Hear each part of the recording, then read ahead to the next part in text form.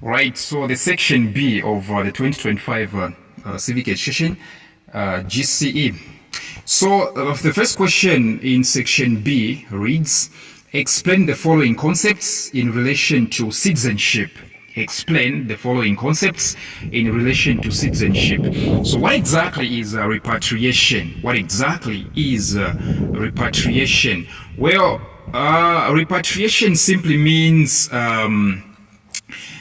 going back to your native country or returning to your native country. All right? When you return, when you go back home, that's what you call repatriation. Now, repatriation can happen in two cases. You might be forced to repatriate because probably you have committed a crime or an offense in that country where you went.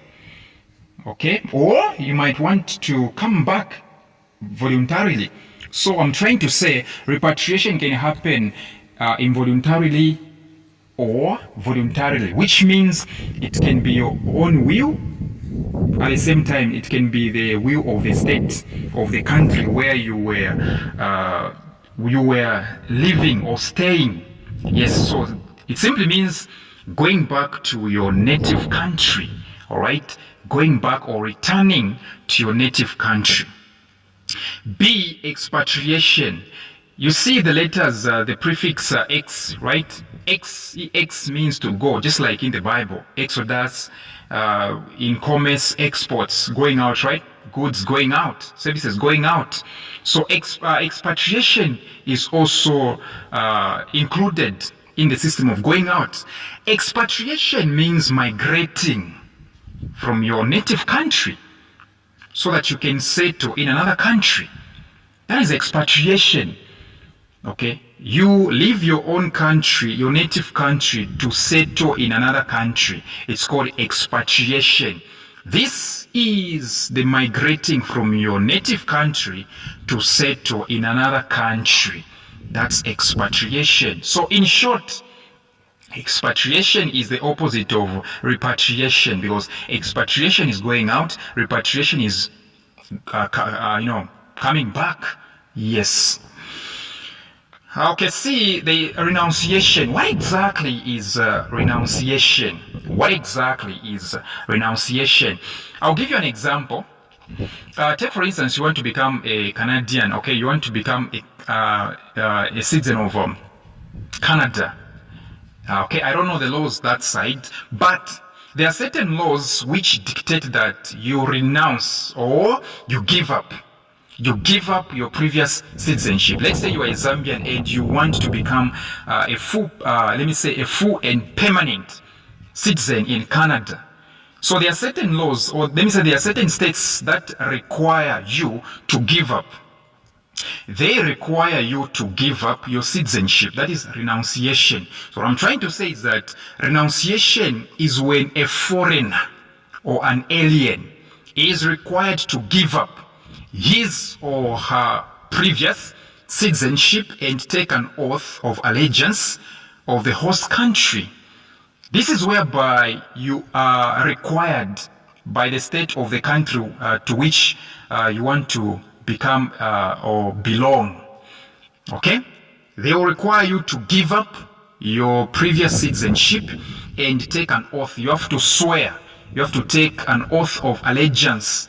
All right? You have to show the pride in the country that you are intending to belong to. All right? Yes, and that country is called the host country.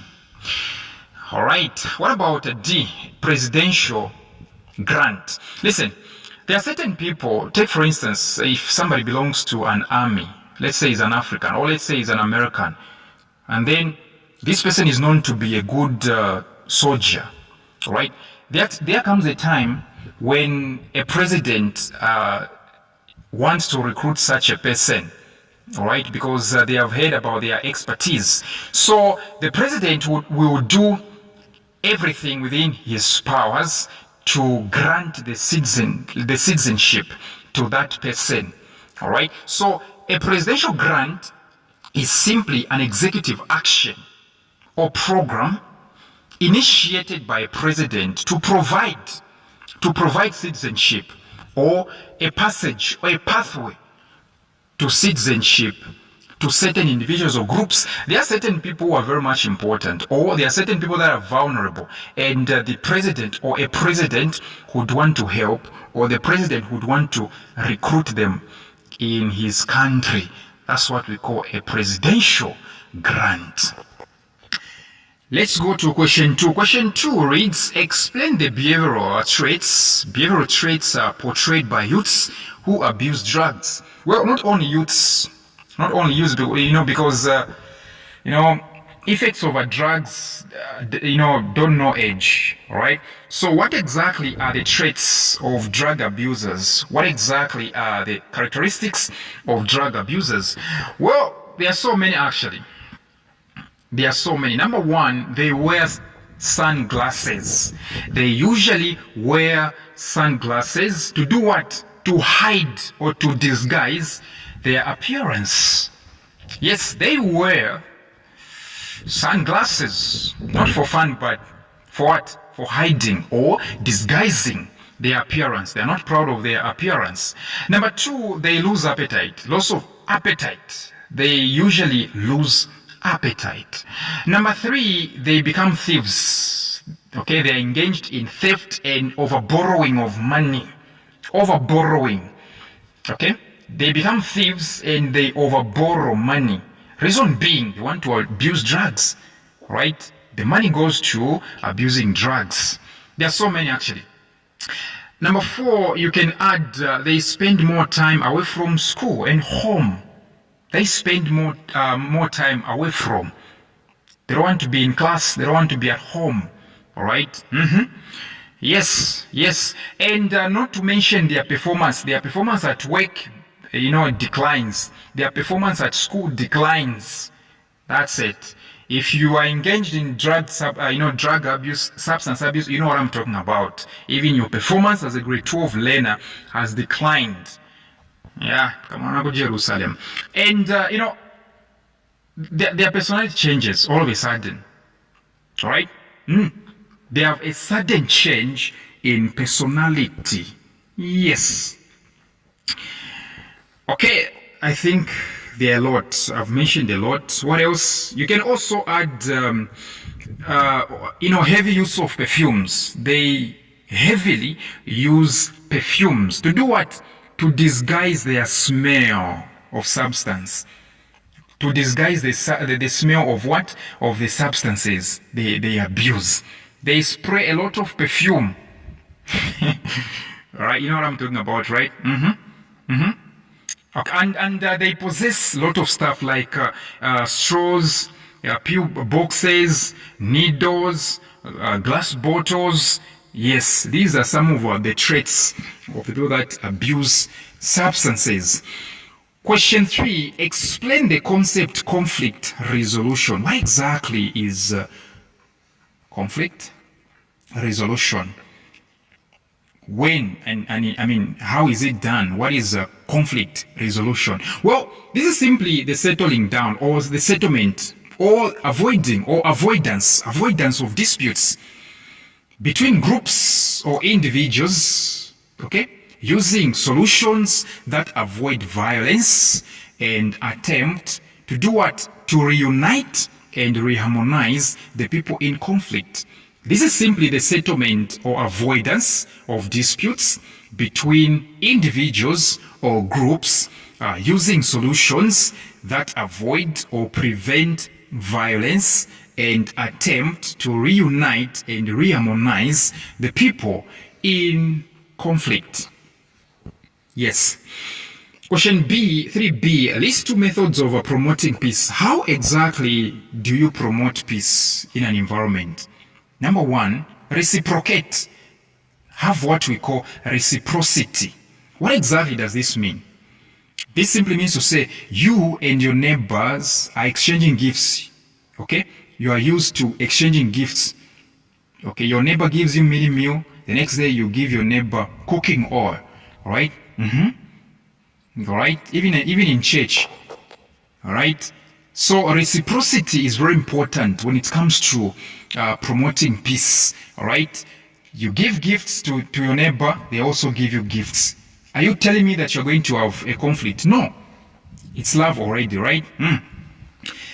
Next one, you can also add mutual aid, especially between countries. Mutual aid. Mutual aid simply means you offer help to somebody. They also offer help to you another time when you need it. Especially countries. This is simply creating of peace, involving what? Exchanging help or assistance, right? Tanzania begs for copper, you give it. Okay? At some point, you also beg for cotton, Tanzania gives you. You are creating what we call mutual aid. By doing that, you can never have any conflict. The next thing you can add, friendship. Okay? Friendship. Making friendship with somebody, okay? Becoming friends with someone, all right, is a guarantee, is an automatic guarantee that you people will never have a conflict if your friendship is real. So friendship is another way of promoting peace. C, explain why conflicts involving values are usually difficult to resolve. All right, let me explain what's happening here.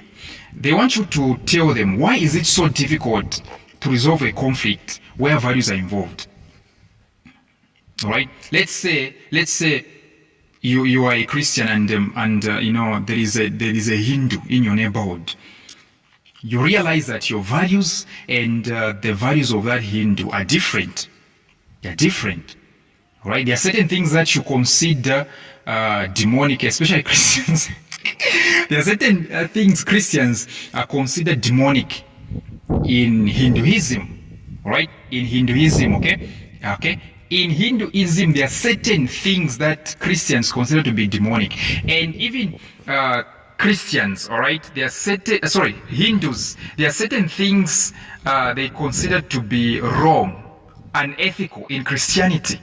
So now imagine these two people, these two different people, all right, engage in a conflict. They believe in something else. Each one of them believes in something else. So what exactly do you think? Do you think that conflict will be easy to settle down? No. Okay, a church, a mosque, where do they go to pray, these guys? They pray at home, Hindus. A temple, yeah, a temple, right? A temple, all right, is very important when it comes to shaping the lifestyle of a community. All right. Yes.